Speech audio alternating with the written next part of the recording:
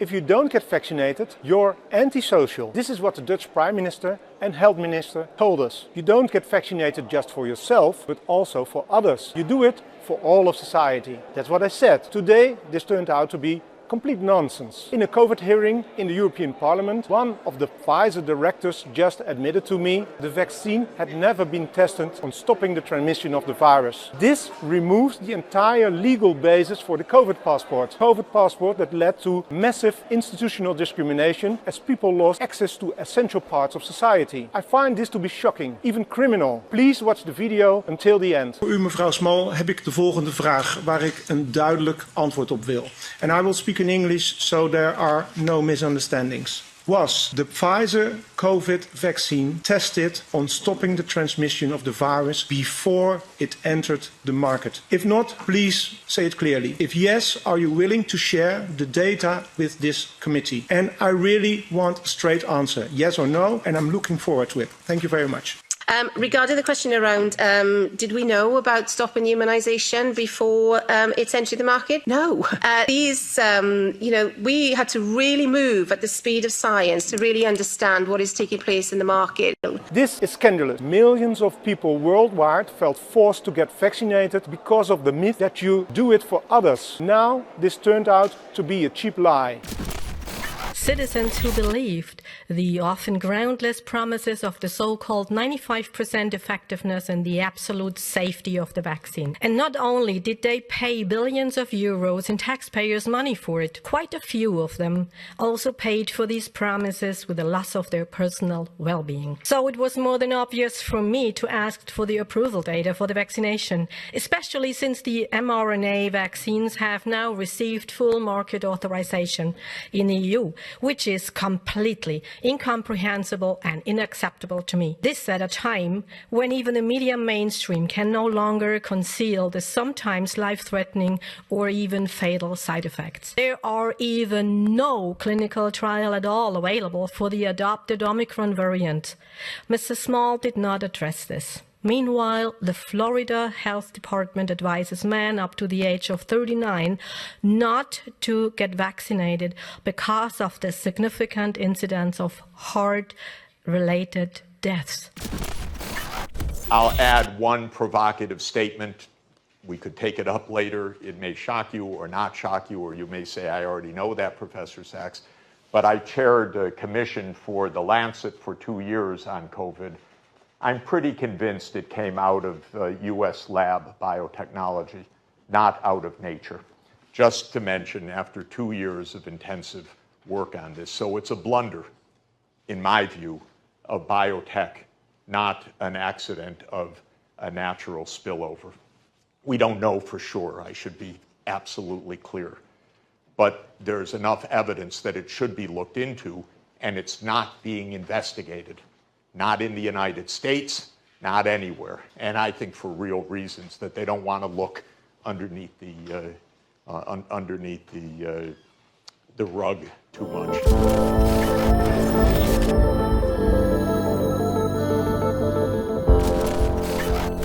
My name is Peter Goetje. I'm a director of the Nordic Cochrane Center in Copenhagen and professor of research design and analysis at the University of Copenhagen. 2 years ago, I found out that our prescription drugs are the third leading cause of death after heart disease and cancer. Our drugs kill around 200,000 people in America every year, and half of these people die while they do what their doctors told them. And it's often the doctors that make the errors, because any drug may come with 20, 30 or 40 warnings, contraindications, precautions and so on. So they give patients drugs that they should not have given them, that interact dangerously with other drugs or food items or so on. And then the patients die. That's the other half. The other thing I found out 2 years ago was that much of what the drug industry does fulfills the criteria for organized crime in US law. And they behave in many ways like the mafia does. They corrupt everyone they can corrupt. They have bought every type of person, even including ministers of health in some countries. And that's why I wrote my book, Deadly Medicines and Organized Crime, How Big Pharma Has Corrupted Healthcare. because it's not popular to tell the truth in healthcare. You will get a lot of enemies because a lot of people make money on false premises, doctors and industry alike. And our drug regulators and our politicians, they are on board. But you know, where I demonstrate that what the 10 biggest companies do is organized crime. In our book, we do fully elucidate CEPI, or the Center for Epidemic Preparedness and Innovation. It was in 2017 formed by the World Economic Forum and the Gates Foundation. It produced a business plan. The business plan said that the next pandemic will be a business opportunity, and that CEPI's response to the business opportunity will be development of vaccine. In 2010, Gates says it's the decade of the vaccines. Later on, Gates announces at meetings that the return on investment of vaccines is 20-1 anything else that he's done. It is clear the system is juiced for a vaccine. That the Pfizer vaccine, in fact, reverse transcribes and installs DNA into the human genome.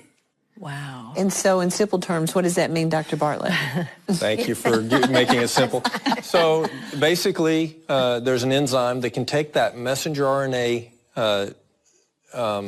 vaccine information and put it into the DNA of the person. The CDC says on its website very explicitly, this will not change your DNA. The paper that came out of Sweden, now there'll be many more to confirm it, and the steps are to confirm it, to confirm that the entire code is installed, and then to actually confirm that it's expressed, meaning that the spike protein now is continuously expressed from human cells. But because the lipid nanoparticles are taken up everywhere, that means somatic cells in your organs, but also your gametocytes, actually the cells that actually are the sperm and the egg. If they are carrying it, that indeed means that, in fact, it could be passed to the daughter cells. Population. Now, the world today has 6.8 billion people. That's headed up to about 9 billion. Now, if we do a really great job on new vaccines, healthcare, reproductive health services, we could lower that by perhaps 10 or 15%. Well, like I said, I think what this is about is depopulation. Because what we're going to see, even though there's been a horrendous death rate so far, we're talking about worldwide, millions have died after this vaccine. It's estimated now, and a pretty good estimate, that 500,000 Americans have died after the vaccination. Now, that's just the very early beginnings of this. What we're looking at now, what's going to happen chronically. Why would you tell people to take a vaccine that so far has killed hundreds of thousands of people just in this country? You know, in the past, if a vaccine killed 50 people, they would pull the vaccine. That would be the end of it. This has killed hundreds of thousands of people, and they keep promoting it. They keep calling it safe. They keep calling it effective. One of the questions I ask people, why would you take 2 vaccines? That's just the basic fact. Why would you take 2 vaccines for a virus that no longer exists? This vaccine has no effect on Omicron variant. That's been shown. So why are you telling people to go get vaccinated with a vaccine that's not even for a virus that exists? The overview is this: nothing worked.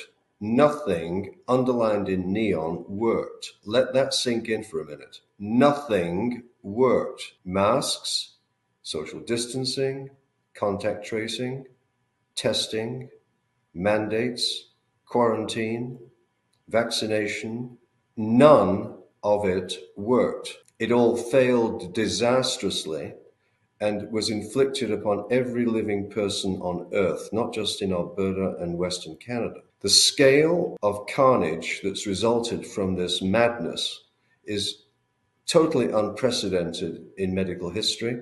It's inexcusable, and it's particularly perpetrated by the colleges of physicians and surgeons, who have basically intimidated physicians into silence. And physicians have been told their careers are on the line if you dare to advocate that someone should not be vaccinated.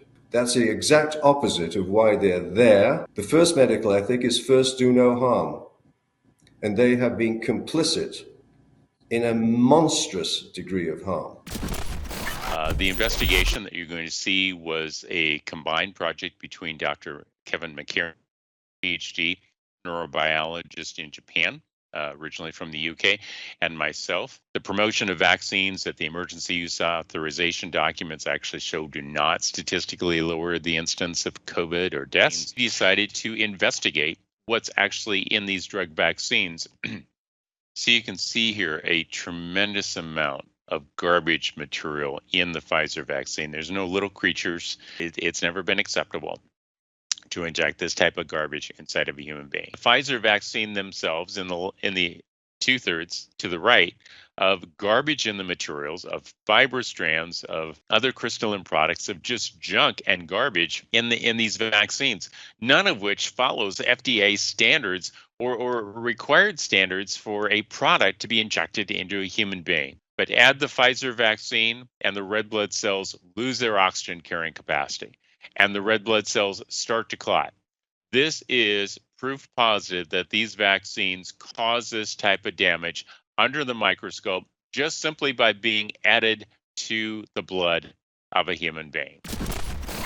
That came to the New England Journal of Medicine in 1979. Starting about then was when you saw the drug companies assert more and more control. Until finally, over the next couple of decades, they began to treat the researchers as hired hands. They would design the research themselves. You know, you can do a lot of mischief in how you design a trial. Or we'll test this drug and we'll tell you whether it can be published or not. And so if it's a positive study, it's published. If it's a negative study, you never see the light of day. I think the journal has given that up. The New England Journal of Medicine has given that up. Anything you're going to put in your body, I think there should be more than one study showing roughly the same results, ideally coming at it from different directions. What you want to see is something that's not going to get the front pages of the newspaper, that's going to be way in the back, that says, yet again, this drug has been shown to be helpful. That's the one you should take, not the one that gets the headlines. Lamentablemente en España no se está realizando, a fecha de 20.000 muertos, ninguna autopsia clínica. Y no se está realizando porque ningún patólogo con los que yo haya hablado lo ha hecho y ningún director de hospitales de más de 1.000 camas tienen conocimiento de estas autopsias. Y porque además hay una circular del Ministerio de Sanidad en la que se aconseja no hacer tales autopsias por el supuesto riesgo de contagio. He hecho montones de autopsias, montones, de personas con SIDA, drogodependientes, con hepatitis, en cementerios. Pero claro, que me vengan a mí a contar ahora la historia de que no hay seguridad, pero sí hay salas de autopsias al vacío. Hay equipos herméticos con los que se pueden hacer autopsias. ¿Por qué no se han hecho? Yo creo que lo fundamental aquí es que es necesario, fundamental, saber la lesión específica que el virus produce, porque si no, no sabemos la terapia concreta que hay que aplicar. Estos tipos de pacientes no pueden ponerse, para empezar, vacunas nuevas que no están investigadas, porque corren el riesgo de morirse. Entonces, la respuesta para ella es no. Pero lo más importante es que para mi pueblo El Salvador la respuesta es no. No hay que ponernos la vacuna del COVID. Primero, porque es una tecnología nueva, nunca antes ocupada en humanos. Entonces, ¿para qué esta velocidad en la fabricación de la vacuna? ¿Por qué exponer a los pueblos a ponérselas a su gente cuando ya estamos viendo que tenemos gente con mielitis, inflamación de la columna por estas vacunas? Tenemos gente ya con pequeñas convulsiones, tenemos gente con Guillain-Barré, gente con parálisis de Bell en la cara, eso por una enfermera que puso en su propio Facebook. Ella dice, yo fui vacunada y tengo parálisis, y llora. Aquí hay médicos de Stanford, Oxford, por Dios, tenemos gente 1000 veces más brillante y preparada de lo que yo soy. Entonces no es posible que no grite el mundo que paren lo que está pasando. Fíjate, yo 2 meses después hablaba con una intensivista amiga mía y me decía, es que los pacientes se nos están muriendo porque les hemos abolido el sistema inmune. Y les hemos puesto corticoides, inmunosupresores, otro inmunosupresor de diferentes familias, interleuquina 6, interleuquina 13. Se nos están muriendo de enfermedades oportunistas. Ese ansia que teníamos de poner algo que salvara vidas, tenemos que hacer autocrítica y decir, si no sabes, espérate. Porque el calendario de vacunas 2002, Fernando, incluye la vacuna COVID, que ya ha provocado decenas de miles de muertos y millones de efectos, además de otras dos, la del rotavirus y la de los meningococos, y la antigripal en todos los niños de 6 a 59 meses de edad. Cuanto más vacunas se les ponen, menos sanos están los niños. La segunda noticia, aumento del 1000% en el número de lesiones, muertes por vacunas después de la vacuna con autorización de emergencia COVID-19 de Pfizer para niños de 5 a 11 años. Ya se tienen los datos de estos 6 primeros meses de vacunación forzosa en Estados Unidos. Also gerade Kinder, Jugendliche, die arbeitende Bevölkerung wird normalerweise diese Krankheit schadlos überstehen. Wir wissen noch nicht alle Details über die Krankheit, das ist klar. Das lernen wir auch wieder von den Toten, wenn wir das Gewebe untersuchen. Aber die Schlussfolgerung ist ganz eindeutig: Angst, dass das ein Killer-Virus ist und dass viele daran sterben werden, ist völlig überflüssig. Nehmen Sie doch die Zahlen, wie viele geheilt sind inzwischen, ohne Symptome sind. Oder nehmen Sie wirklich das Durchschnittsalter der Toten alleine. Das ist das mittlere Alter, in dem wir sowieso sterben. Nosotros decimos que es una falsa pandemia porque la OMS lo ha hecho de manera anticientífica, lo ha hecho burlándose de la ciencia, lo ha hecho no en base a la evidencia científica, sino en contra de los requisitos científicos necesarios para declarar una pandemia, que son el cumplimiento de los postulados de Koch. Y el primero de ellos dice que hace falta aislar y purificar el virus. El virus ni siquiera ha sido aislada, con lo cual todos los demás postulados de Koch no se cumplen. Técnicamente, científicamente, es una barbaridad declarar pandemia a lo que ha ocurrido. Es mentira, el relato oficial es falso, falso de toda falsedad. ¿Ha terminado usted, Esteban? Sí. Hasta nunca, gracias.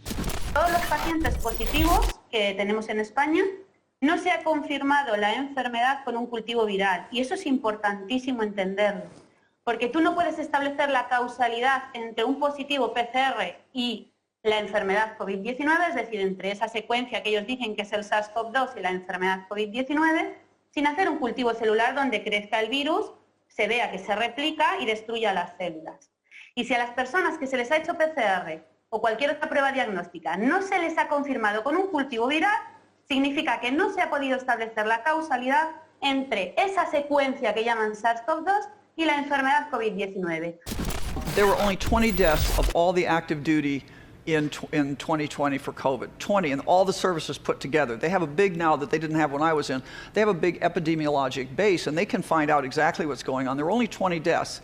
We're vaccinating everybody. And we've already had tumors, and we've had 80 cases of myocarditis, which I'm going to get to, but myocarditis has a significant mortality, 5-year mortality rate. I think it's 66%. So we, with the vaccine program, have ostensibly killed more of our young active duty people than COVID did. I'm a chemist. I love scientific method, always have. And when I worked for the drug industry, science was completely abandoned. These drug companies that I was interviewing with had no problem telling me, look, we design drugs based on treating symptoms.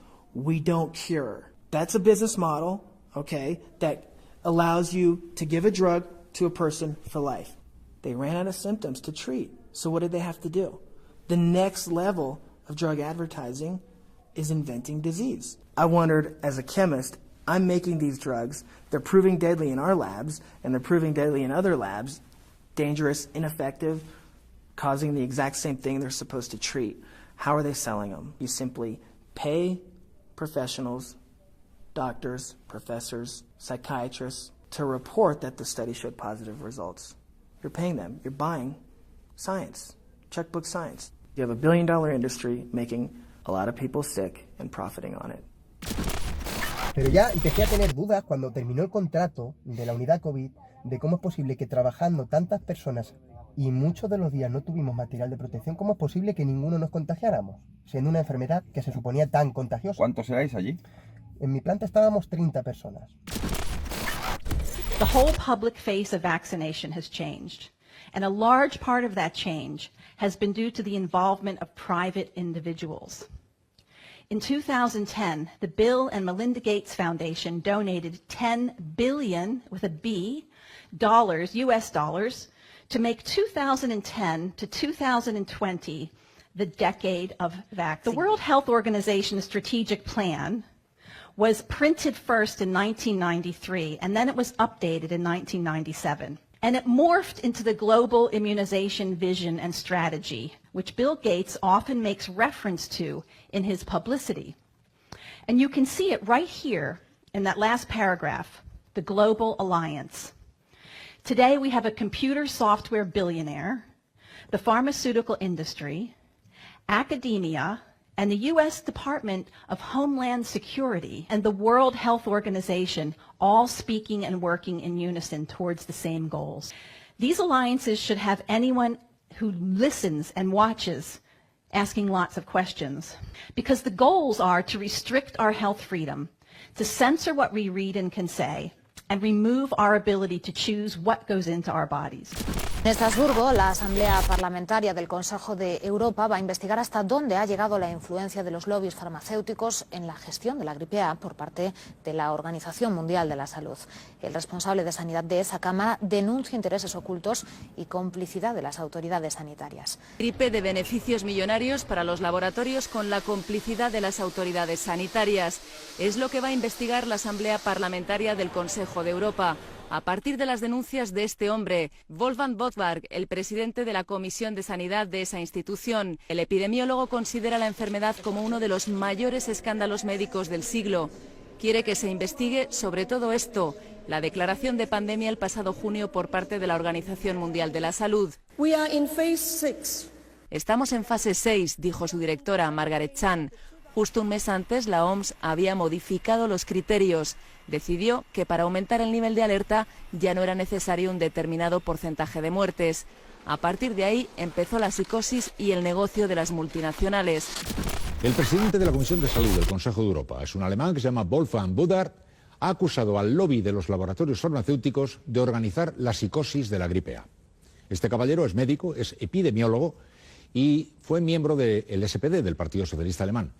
Y ha ofrecido unas extensas declaraciones al diario francés L'Humanité en las cuales atribuye a la Organización Mundial de la Salud la responsabilidad de esa ola de histeria que todos hemos vivido. This all started with the Third Reich and Dr. Enders and the so-called viruses. I write about this in one of my books. A second thought about viruses, vaccines, and the HIV/AIDS hypothesis, and I'm not alone. Those who have been brave enough, who stood up, even Peter Gooseberg at Berkeley University, a friend of mine, who wrote the book Inventing the AIDS Virus, lost all of his funding at the university. When the Nobel Prize winner for discovering the so-called HIV virus gets exiled to Beijing because he's changing his mind about the existence of a virus. This is how bad things are. In 1919, 18 million people died of the flu. My question is, why didn't the other 92 million die? The answer to that, and every reporter owes it to their readers, is very simple. The bugs do not cause the disease unless there's a suitable terrain. And so the answer to all disease is not to take a shotgun and blow a human being apart, but to simply prevent the disease to begin with by living at peace and in harmony, not only with your fellow human beings, but with every organism on this planet. Mira, hay una imagen que yo no la borraré en la vida de mi memoria. Es ver un médico entrar en una residencia y decir mórfico, mórfico, mórfico. Porque si cada vez que venían se colocaba mórfico, ustedes ya saben qué es esto, ¿no? 2, 3 días y éxitos. Semplicemente detto che i numeri li danno tutti, ma non diano numeri falsi. Non sono morte in Italia 25.000 persone di coronavirus. Non è vero. È un modo per terrorizzare gli italiani e imporre una dittatura del consenso. Idén januárban olyan dolog történt, amire évtizedek óta nem volt példa. 20%-kal csökkent a születésszám az előző év azonos időszakához képest, és ami még ennél is aggasztóbb, hogy a termékenység is visszaesett, amire 2011 óta nem volt példa. Tóth G. Csaba, a KRTK Közgazdaságtudományi Intézet kutatója felhívja a figyelmet arra, hogy erre a drasztikus visszaesésre éppen 9 hónappal azt követően kerül sor, hogy a Covid-oltások tömegessé váltak Magyarországon. Egyedül a Mi Hazánk mozgalom az, amely ellenezte a kötelezővé tételét ezeknek az oltásoknak, és most is egyedüli pártként képviseljük az őszinte szembenézés politikáját, holott az állam feladata lenne kivizsgálni azt, hogy ez a brutális visszaesés összefüggésben áll-e ezzel a tényezővel. So, for example, if you were 22 years of age, you had COVID 3 weeks ago, you'd recovered from that, fell off your bicycle, broke your arm and came to hospital, we would count you as a COVID admission. Technically, even if you died of a clear alternate cause, but you had COVID at the same time, it's still listed as a COVID. No valoramos la causa de la muerte del paciente. Si el paciente muere con un COVID-19, independientemente de la causa de la muerte, lo incluimos además dentro de nuestros boletines. Mire, le voy a poner un ejemplo. Podemos tener un paciente malito en una situación de terminalidad en relación con un proceso tumoral, con un cáncer, y muere en relación con el cáncer. Pero si ese paciente, además, le hemos diagnosticado un COVID-19, lo contabilizamos dentro de nuestras estadísticas.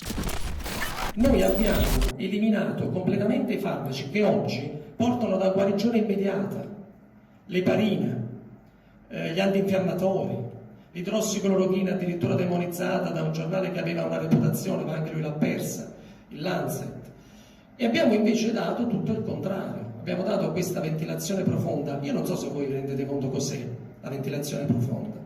Noi abbiamo bruciato i polmoni, perché l'ossigeno che noi buttavamo nell'apparato respiratorio per la tromboembolia polmonare non poteva essere neanche utilizzato.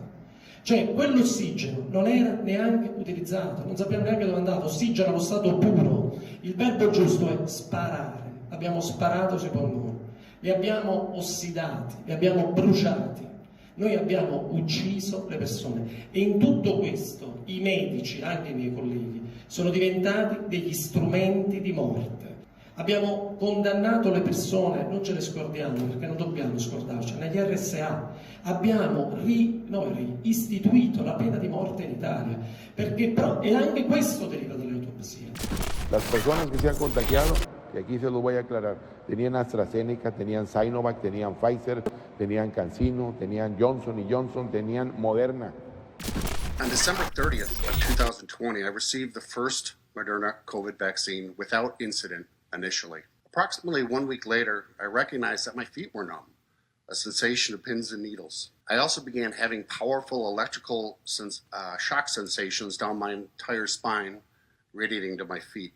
Within days, I obtained an MRI of my cervical spine. It revealed no acute changes to account for my numbness. Move forward 3 or 4 days, I was sitting in a clinic room at work talking with a patient. I attempted just simply to stand from a sitting position. I couldn't stand. I pushed myself up with my arms, then quickly fell backwards. Later that day, I had MRIs of my thoracic and lumbar spine. I soon saw a neurologist, actually 2 to 3 days later, who diagnosed me with transverse myelitis. I'm in the process of throwing 30 million doses into the garbage because nobody wants them. We have a big demand problem. We right now have governments. We try to contact not only CEF, who is doing great work with his team trying to get demand into the countries, but also we contacted through the the embassies in Washington, every country, and nobody wants to take them. Is the U.S. willing to provide security guarantees to Ukraine as part of peace talks with Russia? They're under 5. Are there enough funds to provide those vaccines?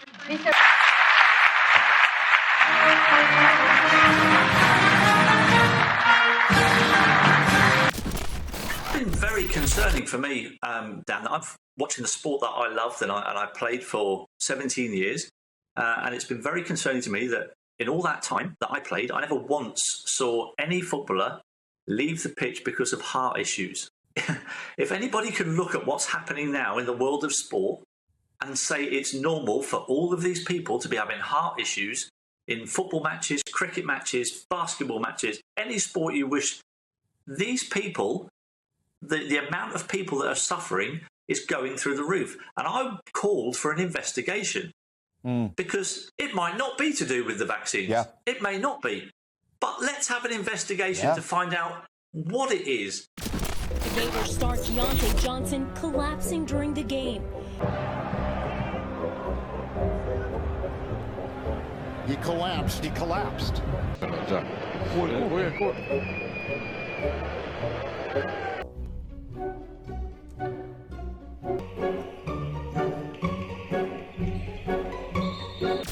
I understand the consequences of my decision. And one of the consequences of my decision was not going to Australia, and I was prepared not to go. And I understand that not being vaccinated today, I'm unable to travel to most of the tournaments. Los creadores de COVID son los Illuminati. Me decía, todos ellos cuando se reúnen se ponen una máscara con cara de animal. Me decía este señor, y dice, yo soy médico. Y nosotros empezamos a hacer esto desde el año 1960 y fuimos calculando todo. Hasta la vacuna la venimos elaborando desde el año 2003. Lo que pasa es que ayer en Bélgica ya se dio el anuncio oficial del nuevo orden mundial en Bélgica. Y entonces la principal gestora del nuevo orden mundial se llama la Organización Mundial de la Salud. Escúchese bien. Y este señor me decía, no es vacuna, lo que están haciendo no es vacuna, son al contrario, más bacterias vivas que ponemos para que bajen las defensas. Pero también lo hicimos, ¿para qué? No solo matar a la gente, sino ¿para qué? Conseguir más dinero. Porque lo que se quiere es acabar la humanidad para que no gasten tanto y el dinero quede en manos de un 20% de la humanidad. Y el cardenal de Valencia, Antonio Cañizares, ha afirmado en una homilía que una de las vacunas que se investigan para luchar contra el COVID-19 se fabrica a base de células de fetos abortados. Se fabrica a base de células de fetos abortados. They want to control the world population, completely have us under their control. The world population is too big. And so this COVID vaccine has been invented to eliminate us, to kill off a great percentage of the population so that what's left, they have a reasonable hope of killing and controlling the rest of us. No hay que tener miedo a vacunarse. Vacunarse es seguro e imprescindible. La vacuna es la solución, hay que vacunarse. Vacunarse es seguro y es imprescindible. No tengáis miedo, la vacuna es segura. No hay que tener miedo a la vacuna, hay que vacunarse. La vacuna es la solución, hay que vacunarse. No hay que tener miedo a la vacuna, hay que vacunarse. Vacunarse es seguro y es imprescindible. Debemos vacunarnos, es la mejor solución. Vacunarse es seguro y sobre todo es imprescindible. Libertad hoy es vacunar, vacunar y vacunar. En las últimas horas se reveló que un enfermero de 45 años inoculado con la vacuna Pfizer-BioNTech en California presentó síntomas 6 días después y dio positivo a COVID-19. La primera dosis de la vacuna el 15 de enero. 3 residentes han fallecido, uno está en estado crítico y otros 2 hospitalizados. Murió minutos después de haber recibido la primera dosis de la vacuna AstraZeneca contra el coronavirus. 11 personas recibieron la primera dosis de la vacuna y una ha fallecido. Ella estaba vacunada con la pauta completa y claro, ahora está en cuarentena porque tiene COVID. Raquel, ¿cómo ha podido ser? Efectivamente, aquí en el estado de Querétaro hace unos minutos concluyó la conferencia de prensa de la Secretaría de Salud, en donde se informó que en el estado 94 personas con esquema completo de vacunación de COVID-19 y 148 con esquema incompleto de vacunación han fallecido por causa de COVID-19. El secretario de Salud del Estado, Manuel de la Oca Vasos, reveló que se han contagiado del virus 13.452 ciudadanos, de los cuales 1.959 habían recibido una dosis y 1.493 tenían el esquema de vacunación completo. En tanto, 26 ciudadanos murieron pese a tener ambas dosis y 36 más solo con una. De haber tenido 0 casos, haber tenido de repente 6 una semana. Empezar a preguntar y ver que es gente que está vacunada, que a mí es mi preocupación. Antes de que Maddie recibiese la última dosis de la vacuna, era una chica sana de 12 años, que sacaba sobresalientes y tenía muchísimos amigos. Tenía una vida, tenía muchísima energía. No estaba como ahora. ¿Lo pillaste antes de vacunarte? ¿Pillaste el COVID? No. Y después de 3 vacunas, llega el enero de este año y cojo el COVID. A ver, pues mi madre está trasplantada de hígado y tiene, en enero fue cuando lo cogió y tenía las 3 vacunas. Y mi madre fue con faringitis y con anemia y de todo y casi se muere estando en el hospital. Y yo estando con 2 vacunas en el mismo tiempo lo cogí y estuve fatal, que no me pude mover de la cama en 2 semanas. Mi caso ha sido eso, me he vacunado y después he cogido el COVID, lo he pasado muy mal. Mi pareja en ese momento se lo pegué el COVID yo lo cogí en el trabajo, se lo pegué yo y ella no tenía vacuna ninguna y no le pasó absolutamente nada. ¿Tú pillaste COVID? Yo en Navidad lo pillé. ¿Te habías vacunado antes? Sí. We have acquired these clots that have been removed from deceased patients who died suddenly. Right. And the embalmers have never seen these clots before until the vaccines began to be administered.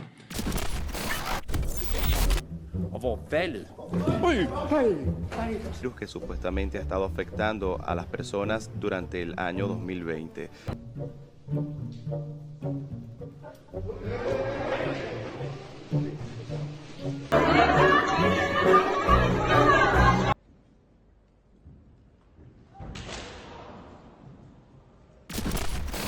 Here's what happened.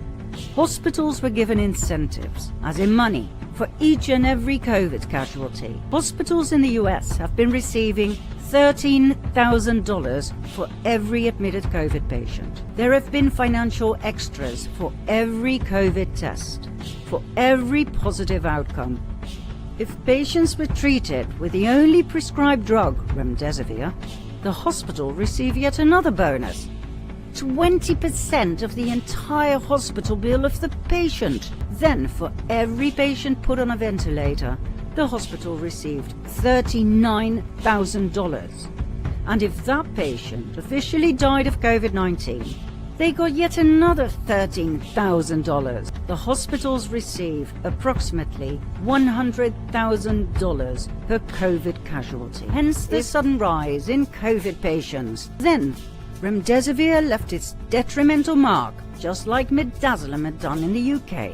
You see, remdesivir is not a new drug. It was used in 2018 during the West African Ebola outbreak. It was known to have severe adverse effects such as kidney damage, liver damage, and even death. Yet, in 2020, Anthony Fauci directed that remdesivir was to be the drug hospitals use to treat COVID-19. Is a product which is proven to cause renal failure and hepatic injury. Doctors continue to give the product, causing more kidney injury. I have over 500 publications on kidney injury. I'm telling you, it contributes to death without a doubt. That is mass psychosis. 90% of the people put on ventilators died. 90%. You have a better chance with Russian roulette, literally. Okay? Protocol. That's a protocol. So listen, and not only is it a protocol, but they get paid to do it. A lot.